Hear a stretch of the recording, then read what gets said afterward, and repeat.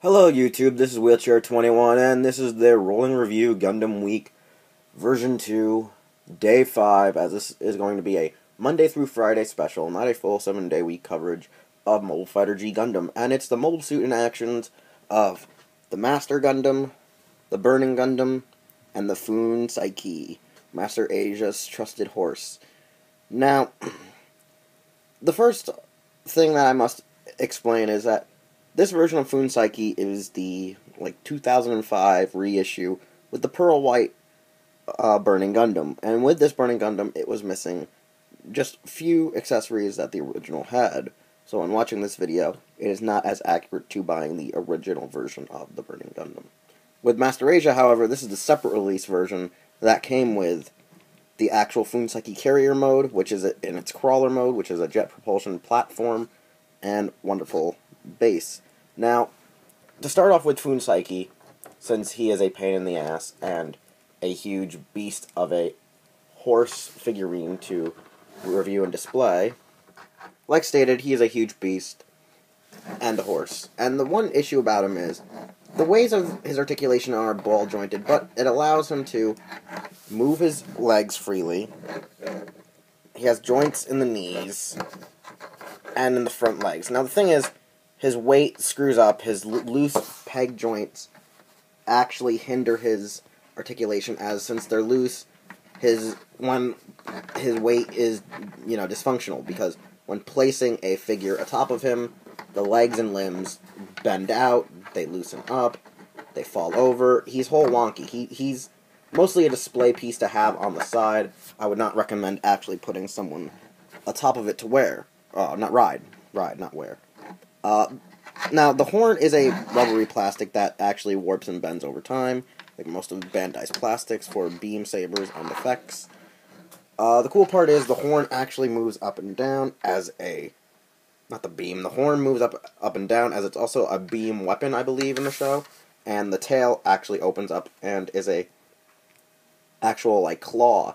So it actually has some combat capabilities and features, even though it was mostly used as an entrance vehicle, in a sense, and it was actually piloted by the horse that Master Asia rode. Now, with Master Asia in the carrier mode, it is a awesome platform, which actually you put together with the actual limbs of Fuunsaiki to create this little mini crawler platform, which can actually propel mobile suits into space, as seen in the show. Really nice, plain, flat, white design, and a good thing to have as a feature, since both Burning and Master Gundam have been displayed upon it, or God Gundam, if you prefer the actual Japanese name. With Master Asia, this cape has points of articulation, allowing it to flap and flow like a natural cape, but when opened, it actually reveals the whole inner features of the figure, and is removable from the back to replace it with the actual wings when folded together to create these awesome badass wings that he uses to propel himself to fly and glide throughout the skies. And when placing them in, they actually have a bit of a point of articulation to flow back when riding Fuunsaiki or when it's in a standby phase.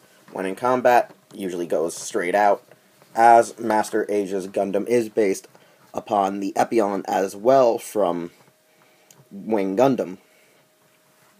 Now, Master Asia's actual accessories are supplementary hands, this plastic clear beam cloth that he uses as his main weapon in combat to, in a sense, to delay his opponents, to allow them restrictions of their movement and combat, along with his replacement claws and forearms that extend out, and to actually use the Darkness Finger, his version of the Shining Finger, to combat Domon Kaju, or to combat the Burning Finger.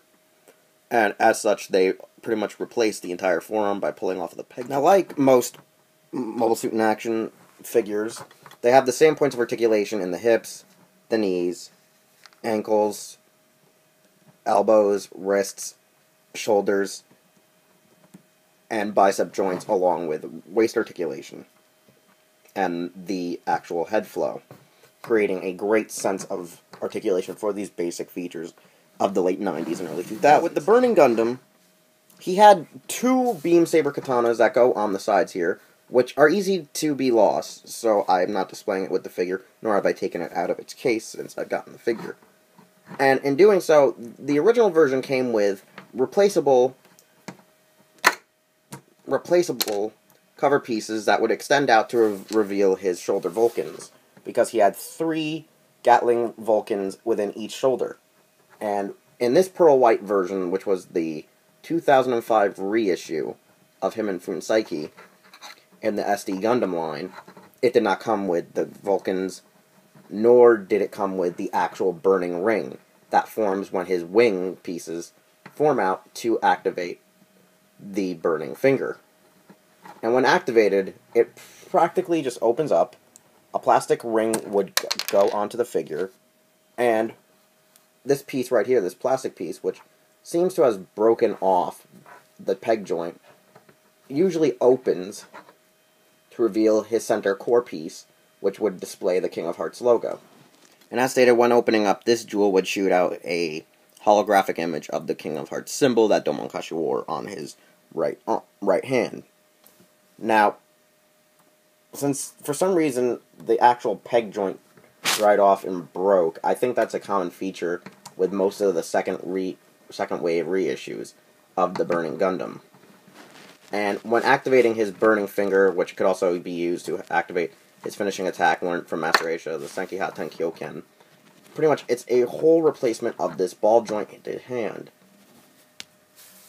and this actual forearm piece which covers over the hand and reveals these claws to dig into his opponent. The revealed opened armed version of the burning finger is this more articulated version of the paneling that supports his forearm, which will go over the hand and actually somewhat shell the clear orange plastic hand for the burning finger, which is a, well, more like a 3-fingered palm strike rather than an actual regular grasping hand like the original Shining Finger, which is kind of weird and unstated, but I'm guessing it's because of how the paneling was formed to actually guard the hand when actually striking an opponent to grip and rip apart the face. Now, along with having the wings open, and when finally propelling itself, it would open up these back leg calf shells to reveal its actual thrusters to propel itself at an opponent, and as such,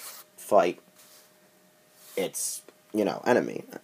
Which was usually the good old Master Asia, one of the most badass guys in the entire series, as he was one of those who actually sided with the Dark Gundam, and of his own intent kept his body clean of the Dark Gundam cells, which was an impressive thing of honor with this character, as Master Asia's motives were totally unclear until the final moments of the show, and when he died, which is a cool feature about the show itself, and horrible spoiler for those listening. Now, these figures, these two specifically, are a little bit harder to come by. If you want the regular release Burning Gundam, if you want it mint in box, it does go for quite a price, and so does Master Asia. Now, their hyper modes are even more expensive just because they were chaser figures and they're more sought after. I do recommend people get these. You can also buy the model kits, the high grades, since they were made during 2010 to 2012, in a more easy to come by. Now, G Gundam is not so popular with, per se, American audiences as Wing is, but is still heavily loved throughout America and the international fans that love G Fighter Gundam, Mobile Fighter G Gundam, because of how different it is from a basic Gundam show, which this is one of my favorites of all time, compared to the OVA series that were released, like 0080, 0083, stuff like that. Those are superb shows, but this G Gundam is a classic in its own right, because it brought itself a new type of genre. It was a super robot Gundam genre, and people want more like it and recreate it, because these designs were awesome, their fights were amazing, and my god, Whoever thought just one hand could change the world? And Domon Kashu is that example right there, with the burning finger or the shining finger, whichever version mobile suit he was using, because these moves, these mobile suits, are two of the most iconic ones from the show. Anyways, I hope you enjoyed this special version of the Monday through Friday schedule of G Gundam's Gundam Week on my channel here. Now, for those mobile suits that I still have to do, you'll see them at a later date and later time, and probably next year's Gundam Week for November, which I will keep it down to a, smaller populace to easily take recording times. Now, anyways, I hope you enjoyed this Gundam Week. I hope you enjoyed all the mobile suits featured, as do I. And for now, you can find more videos here on my channel. Check out Hirotaku.com. Follow me on Twitter, and listen to the podcasts. All that is down in the description below, and I hope you enjoyed Gundam Week II, featuring Mobile Fighter G Gundam. And we'll see you next time.